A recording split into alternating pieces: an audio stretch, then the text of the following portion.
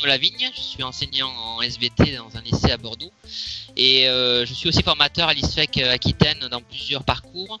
Je suis tuteur ISFEC, je suis référent de parcours pour des professeurs stagiaires en alternance et je suis aussi co-coordinateur de la préparation à l'agrégation interne de SVT avec l'ISFEC de Tours du coup.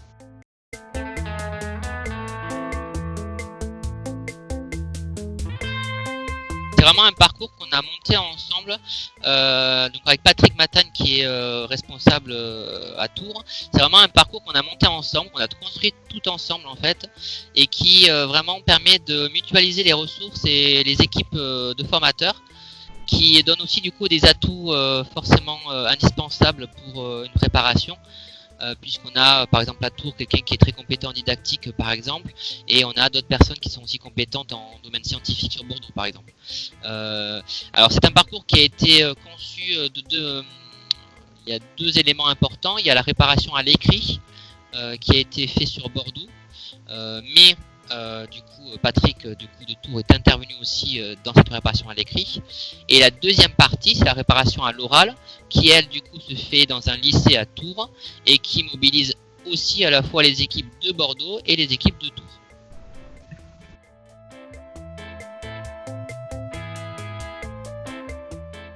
Alors au niveau du 16 mars, on avait fini la préparation à l'écrit, donc la partie bordelaise était terminée et on devait du coup commencer la partie préparation à l'oral, sachant que la préparation à l'oral se faisait dans un lycée à Tours, puisque l'oral en agrégation, il y a une partie d'épreuves pratiques, donc il fallait absolument être dans un lycée pour pouvoir manipuler des logiciels, de la verrerie, etc.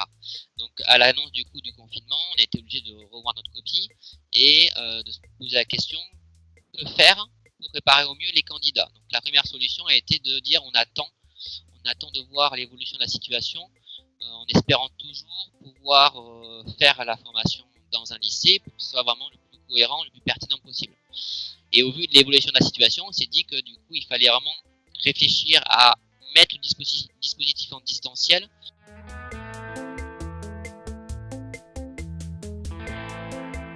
Alors ce dispositif était prévu sur 5 jours en présentiel sur Tours.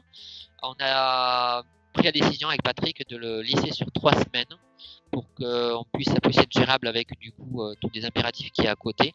Donc c'est lissé sur 3 semaines, sachant que grâce au dispositif qu'on met en place, chaque candidat va pouvoir préparer un oral et pourra du coup aussi être membre du jury.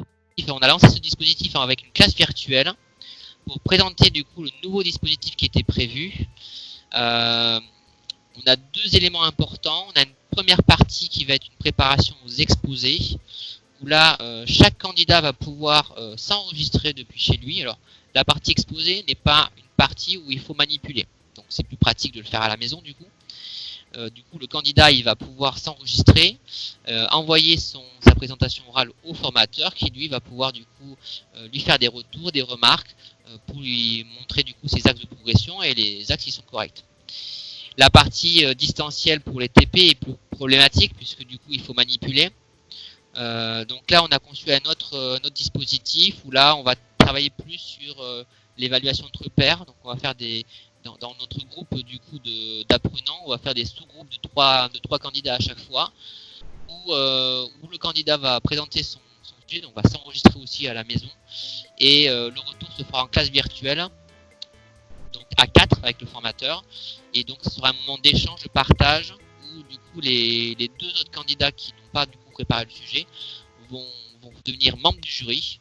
Donc c'est aussi formateur puisque du coup ils vont pouvoir du coup aussi poser des questions et se rendre compte de la posture, du statut du coup d'un membre du jury.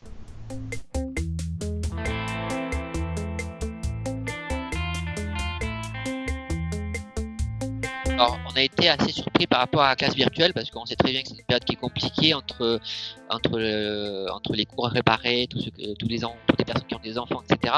On était très surpris parce que la classe virtuelle, on a eu tout le monde qui était connecté. D'ailleurs, la bande passante était un peu compliquée à avoir, mais tout le monde était vraiment connecté à la classe virtuelle, donc ce qui montrait qu'il y avait une attente des candidats par rapport à ce dispositif. Et on a été très surpris avec Patrick, c'est que dès que la classe virtuelle était terminée, en fait, il y a sur la plateforme du coup e-learning où on a mis le dispositif avec tous les documents, etc. Il y a une partie qui s'appelle forum qui permet aux candidats d'ouvrir des fils de discussion, d'échanger entre eux.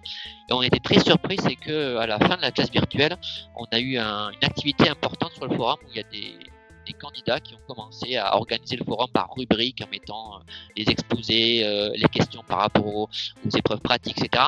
Et ça a été assez important comme échange. Donc on s'est dit du coup qu'il y avait une vraie attente des candidats par rapport à ce dispositif.